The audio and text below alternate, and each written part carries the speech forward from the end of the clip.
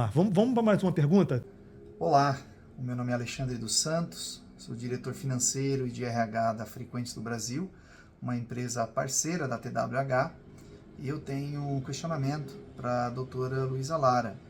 Inclusive, nós pedimos aos colaboradores que participassem, nos mandassem os questionamentos. Selecionamos um e aqui está. Doutora, você poderia detalhar alguns indicadores ou critérios-chave que as pessoas podem usar para avaliar a saúde de um alimento? Além disso, quais são os equívocos mais comuns que as pessoas cometem na identificação de alimentos saudáveis? E como elas podem fazer escolhas informadas para apoiar o seu bem-estar geral? Eu gostaria de agradecer a oportunidade que a TWH nos deu de participar desse podcast, agradecer à doutora, a todos os colaboradores que estão participando e pedir que a TWH continue com essas iniciativas que são fantásticas e nos ajudam aqui na gestão dos colaboradores no dia a dia. Foi um prazer. Muito obrigado. Obrigado, Alexandre. Bom, então, acho que o primeiro ponto para você entender se um alimento, um produto é saudável ou não, é você observar a lista de ingredientes, né? Porque, infelizmente, a mídia ela é propagandista e ela não se preocupa muitas vezes com a nossa saúde de uma forma geral, ela se preocupa, infelizmente, em lucrar em cima da gente. Então, a gente encontra muitos produtos que se dizem saudáveis, no rótulo é fit, é low, é zero isso, é zero aquilo, e quando a gente vai realmente ler as informações daquele rótulo, a gente entende que não é verdadeiro, né? Então, por exemplo, no mercado, existem, né, na prateleira de um supermercado, você encontra uma série de produtos. Um clássico que eu vou dar para vocês é o biscoito creme cracker, porque ele é vendido como biscoito, água e sal. Então, você pensa o quê? Opa, estou de dieta, eu vou no biscoito creme cracker, porque é muito saudável. Só que vamos pensar comigo. Se eu pegar aqui um pote, colocar água e colocar sal, eu vou ficar mexendo. Quando que aquilo vai virar um biscoito? Nunca. Porque aquilo ali não é feito de água e sal, né? E aí, quando você vai olhar os ingredientes, você vê que tem muita quantidade de farinha refinada, de gordura vegetal, de aditivos químicos, de compostos que não vão fazer nem um pouco bem, nem para a sua saúde e nem para o seu corpo. Ou seja, faz sentido? Não. Como que eu descubro, Luísa? O primeiro ponto é ter como hábito não só olhar a parte de frente do rótulo, onde está bonitinho escrito 0 adição de açúcar, 0 gordura trans, 0 não sei das quantas, fit, low carb, e você realmente virar o rótulo e olhar a lista de ingredientes. E aí uma dica, quanto menor essa lista de ingredientes, melhor. Quando você começa a ler aquela lista e você encontra uns nomes bem estranhos, assim, que muitas vezes você nem sabe pronunciar, como de fosfato, trissódico e monossódico e acesulfame de potássio, foge. Por quê? Coca-Cola tem... São aditivos químicos. A gente tá quase em inglês, cara. São aditivos químicos, são compostos que são extremamente antinutricionais e que realmente não fazem bem. Segundo ponto, segunda dica. Fuja dos produtos que duram muito tempo. Por quê? Porque quanto maior o tempo dele de durabilidade no rótulo ali, naquela embalagem, menor o seu tempo de duração de vida, porque significa que mais aditivos químicos aquele produto vai ter. Então, entra naquela política, daquela frase que é bem clichê, que diz assim, desembale menos e descasque mais. Quanto menor o tempo de duração de um produto, mais saudável ele é. Por exemplo, as frutas e os legumes, de uma maneira geral, eles são super perecíveis. Estragam muito rápido, você tem que estar quase toda semana comprando. Por quê?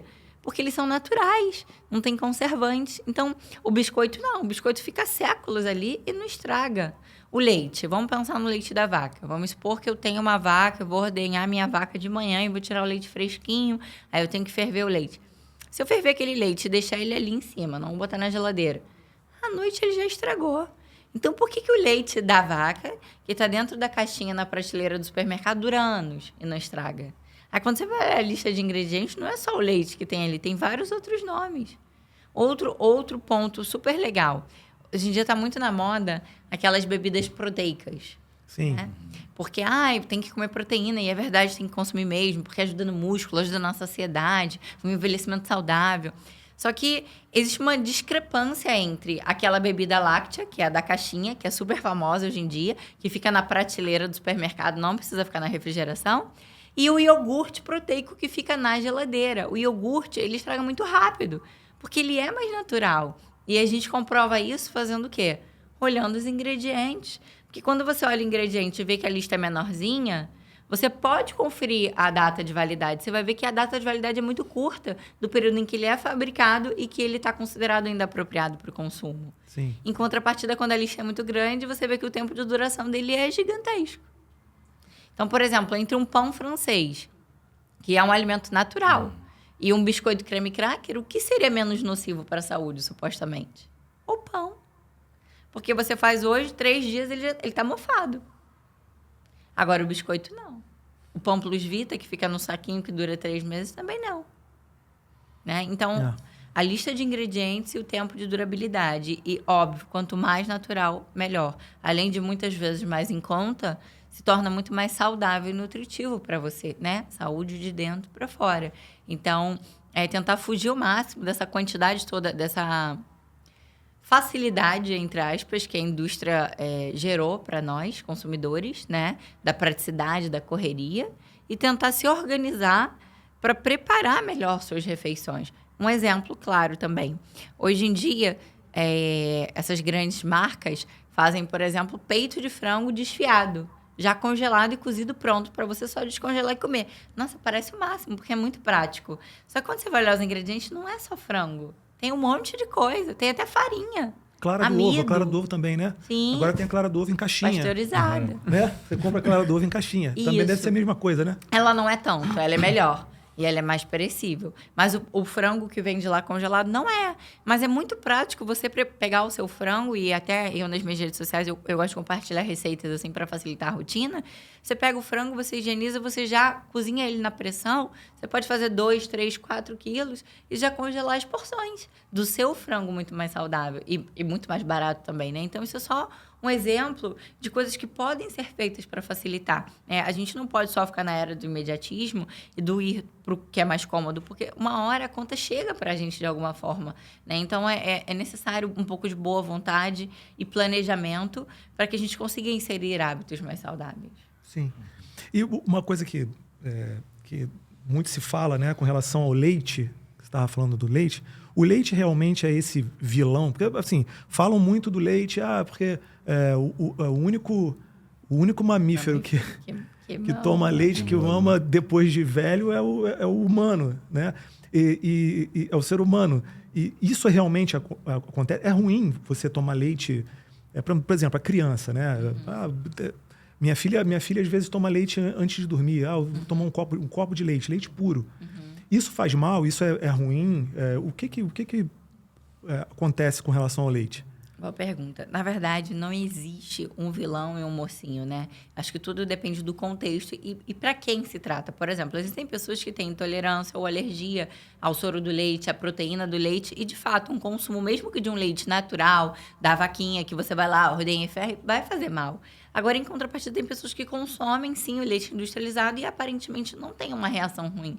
Principalmente se consumida com moderação. Porém, todas as vezes que a gente pensa nesse leite que é comercializado para a gente que mora em cidade grande, a gente tem que entender que não é, como você falou, um leite puro. Não existe. É um composto químico, que tem conservantes, que tem aditivos que estão ali para aumentar o tempo de durabilidade. Tanto que, se você comparar a viscosidade, o sabor, tudo de um leite normal para um leite que é processado, é diferente, né? Então, assim, acho que vale a pena a gente contrabalancear. Não é, de fato, necessário. O nosso corpo não precisa do leite. Existem outras fontes biodisponíveis de cálcio, como, por exemplo, os derivados, sim, dos queijos, dos iogurtes, que acabam sendo menos processados, que são mais naturais porque são fermentados. Mas existem também os vegetais, os folhosos verdes escuros, os cereais integrais. Você tem outras fontes biodisponíveis de cálcio que podem ser utilizados pelo seu organismo e que não dependem exclusivamente da suplementação do leite, né? Do consumo desse leite, principalmente diário. Legal. E a gente fazendo uma vou colocar aqui daqui a pouco uma outra pergunta, mas fazendo assim, transportando isso para outros países, né? O Conca, você, por exemplo, você jogou na China. Joguei na China, tá? Como é que funciona isso lá fora? Na China, por exemplo, a gente sabe que é um país que uma cultura totalmente diferente da nossa. Eu tive na Tailândia em 2020, né? E minha filha para se alimentar é difícil. Aqui, ela lá, pelo menos uma vez ao dia, a gente ia no McDonald's. Porque uma alimentação dela era no McDonald's, pela dificuldade. Né? O café da manhã deles lá, eu acredito que na China também deva ter mais ou menos isso. Eles comiam arroz no café da manhã. Era um prato de comida, praticamente. Então, assim, como funciona essa alimentação num país assim como a China? O que você pôde observar que falar assim, pô, isso aqui é saudável, isso aqui eles fazem, pô, legal. E o que não? Né? Mais ou menos descobri uma coisa que eles faziam, né? Que eu sempre tive curiosidade, até eu conversei com a Luísa esse dia. Eles bebem água quente. Água quente? Independente a Luísa pode explicar melhor, mas independente se está a 30 graus, é água quente. Pra eles temperatura ambiente ou quente não, mesmo? Quente, É quente mesmo. Mas aí tem umas coisas muito boas. Mas tem a outra parte também, no que você falou. O café da manhã era arroz, tem os vegetais, mas tem muita fritura. Muita fritura, isso aí. Pimenta. Aí no almoço tem cobra. Tem carne assim, de um jeito que é a gordura. Você pode observar nos chineses, eles realmente são magros. Sim. Só que eles têm, o percentual de gordura deles era muito alto. Muito alto. E não aparece nada. Muito alto. E eu, como cheguei no começo do futebol chinês, aquela mudança, não tinha nutricionista, não tinha nada. O jogador de futebol ia comer na rua. É no McDonald's, que você falou. E pra gente que tinha tinha 2 brasileiros, mais um argentino, era muito difícil. Você está acostumado, dentro do possível, aqui você tem um controle. Lá não tinha controle. O chinês vai comer na rua e é o tempo todo. Eles comendo, você pode observar. O chinês sempre está com... até no trem, quando viajávamos de trem, eles pegavam um pato, sabe? Pato? Um pato. Pegavam um pato, levavam, colocavam numa sacola. Na hora que entrava no trem, abria o pato e todo mundo chegava lá e pegava com a mão. Caramba, que loucura. Então, assim, quando você observa, você vê que são muito diferentes. Diferente. Que eu não podia chegar lá e falar, tem que mudar. Aí isso partia do clube, né? Então, acho, assim, tem algumas coisas muito boas, mas tem outras coisas que atrapalhavam muito. Porque você entra... você vê magro, vê... Mas ele não tem a força para aguentar um jogo todo. Sim. Ele não aguentava 90 minutos. Ele só ágil durante uns 30, 40 minutos. Depois, o futebol chinês cai muito. E uma das razões era a alimentação deles. No qual, depois chegou um treinador italiano que ele conseguiu mudar um pouquinho... Esse hábito. E você tinha lá... você levou daqui para lá algum hábito que você falou, pô, se eu não fizer isso aqui, eu vou cair nesse mesmo... Como que você se alimentava lá? Você buscava caminhos? Ou também, de certa forma, também foi junto com eles? Não, para quando... Na minha casa, né? Tinha um chefe de cozinha. Ah, sim. E tinha outras pessoas, como você levou daqui para lá? Não, eu contratei lá. Contratou tinha um italiano lá. Aí... Depois, as pessoas, né? Tinha uma funcionária lá que todo mundo ensinava como tinha que fazer a comida para ser mais saudável. E ela, como chinês... Do clube? Não, na minha casa. Sim. E no clube era o seguinte, eu passava para o tradutor o que eu queria comer. Então, proteína e macarrão. Então, eles faziam separadamente do resto dos jogadores. Só que mesmo assim é difícil, não é fácil, porque você vai jogar em algumas cidades que as pessoas não... O futebol não é como aqui. Você chega aqui, você vai jogar Recife, as pessoas te tratam como um jogador de futebol. Sim. Lá não, lá era... Não vou fazer. Aí tinha que levar o tradutor e explicar que a gente não comia aquelas comidas deles. Então, mais ou menos, sempre tentei nessa parte de manter aquilo que eu entendia que era o melhor para mim, o que tinha aprendido também aqui no Brasil. Sim. Então, assim, tinha vitaminas, não tinha. No meio do jogo, antes do jogo, não tinha nada. Então você tinha que ir procurando e imaginando o que era bom para você. Acredito que hoje isso já tenha mudado, né? O que você acha? Já tem mudado muito, né? Aham.